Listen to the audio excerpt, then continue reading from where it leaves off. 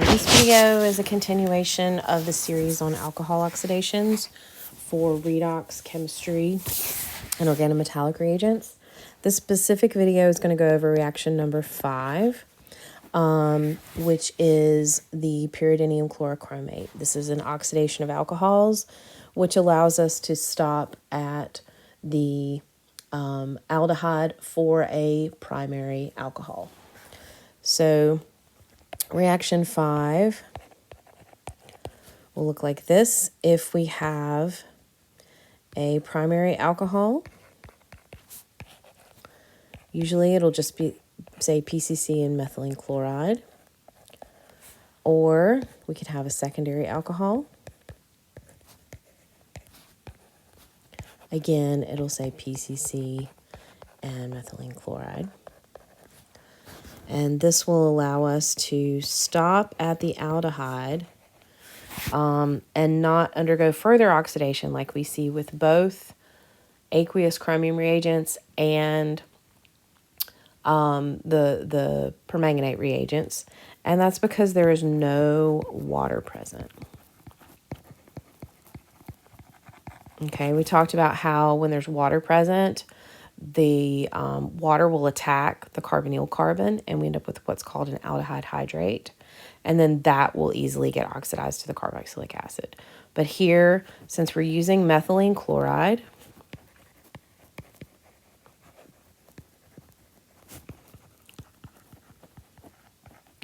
or also technically the IUPAC is dichloromethane,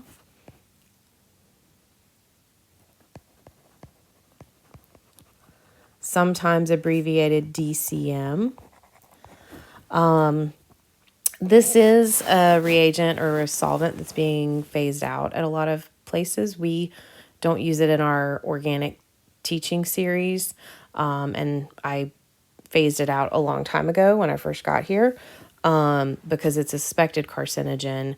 It's also an ozone depleter, and it goes through most known gloves or nitrile gloves that we tend to utilize in the lab. So it can be handled safely. Also, there's a lot of new rules and regulations out about it now. And so a small institution like ours would have a lot of difficulty. We would need like an extra person to handle all the rules and regulations. So we tend to not use it. You could technically use some other sort of non-polar or less polar reagent that's not going to be soluble with water, that would exclude water. There's probably some studies out there on that. But anyway, that's what that is. And that's why there's going to be no water present, though, because this would be a solvent you could technically use in an extraction because it's not miscible with water.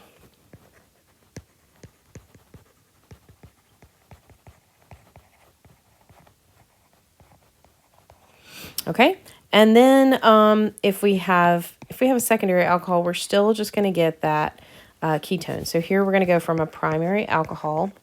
So always notice those functional groups to an aldehyde. Here we're going to go from a secondary alcohol to a ketone. And so you might be thinking to yourself, this reaction anyway with the secondary alcohol, it does the same thing with any of our oxidizing agents. So it might not be worth the extra hazard or trouble to do PCC and methylene chloride if we're starting with a secondary alcohol, because we're going to get a ketone no matter what. So that's something to consider when choosing your reagents. The permanganate reagent is the least toxic.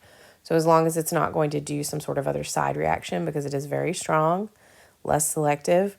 If you're choosing reagents, the permanganate one's the greener, safer one. It's still a strong oxidizing agent, and you don't want to stick your finger in it.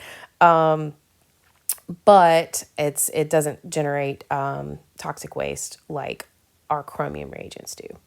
So technically, for the secondary alcohol, there's no reason to choose PCC and methylene chloride. However, if you see it used with a secondary alcohol, you will get the ketone. For the primary alcohol, this is the only way, at least for now, that we know to make the aldehyde.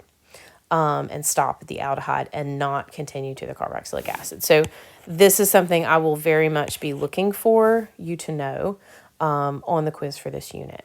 I will absolutely give you a question or reaction where I'm looking for you to know that if you use PCC and methylene chloride, you get the aldehyde with a primary alcohol. And if you use one of the other oxidizing reagents that has water present, you're going to get the carboxylic acid.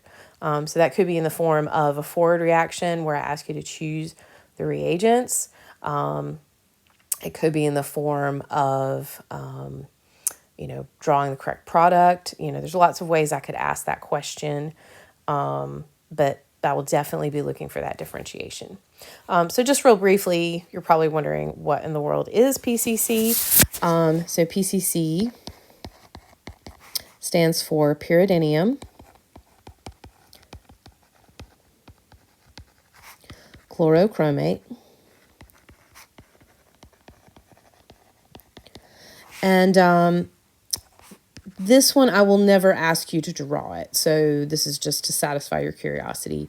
It is possible you might see it drawn out instead of listed as PCC and methylene chloride.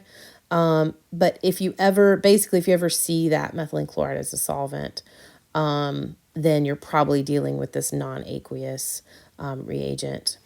So the pyridinium is pyridine, but the IUM tells us that it's a cation, just like if it were ammonium ion. So pyridine looks like benzene, but with a nitrogen replacing one of the carbon atoms. And then the pyridinium tells us that it's protonated. So that is pyridinium. And then the chlorochromate, the chromate is going to be CrO3. Notice that that would be chromium oxidation state 6, just like we've been dealing with before. And then since this is a cation, the pyridinium is a cation, we need a counter ion for that. So the chloro comes from the chloride anion. All right, so it's this, and then we have methylene chloride present as the solvent. So here, basically, if you have the primary alcohol here, you're going to get the aldehyde. If you have the secondary alcohol here, you're going to get the ketone. Now, notice that with the aqueous chromium reagents, we could take an aldehyde and make it carboxylic acid. But here, since we stopped the aldehyde, this wouldn't react with an aldehyde. And once again, just like with the others, a tertiary alcohol is not going to work because we need at least one alpha carbon atom. Alpha hydrogen atom. Okay, so just a couple of examples with, actual alcohols here.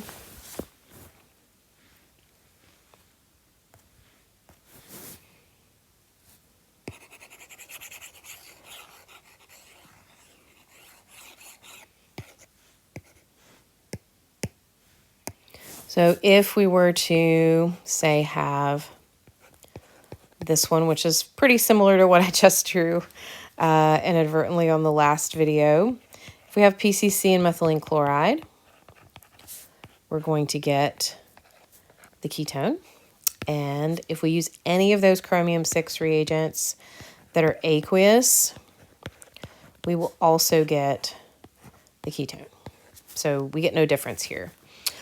If we are looking at a primary alcohol, and let's say we do H2Cl2, chromic acid, and that's going to give us, of course, the carboxylic acid. It's going to oxidize it all the way. But if we use the PCC and methylene chloride, then we're going to stop at the aldehyde. Technically, with the aldehyde, you don't have to draw the H in. I like to draw it in because it draws attention to the fact that it is an aldehyde. I think it's easy if you just draw like this to sort of miss the fact that it's an aldehyde. It just kind of looks like a ketone because you don't have that H there.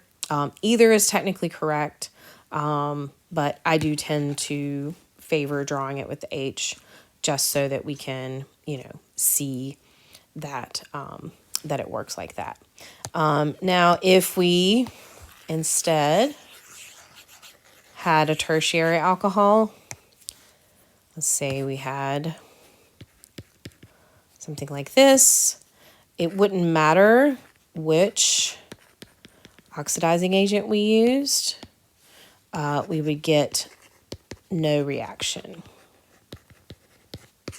Okay, or we could just draw an X through it. Same thing if we were to use any of the chromium-6 reagents that are aqueous, no reaction. All right, that's it for PCC and methylene chloride.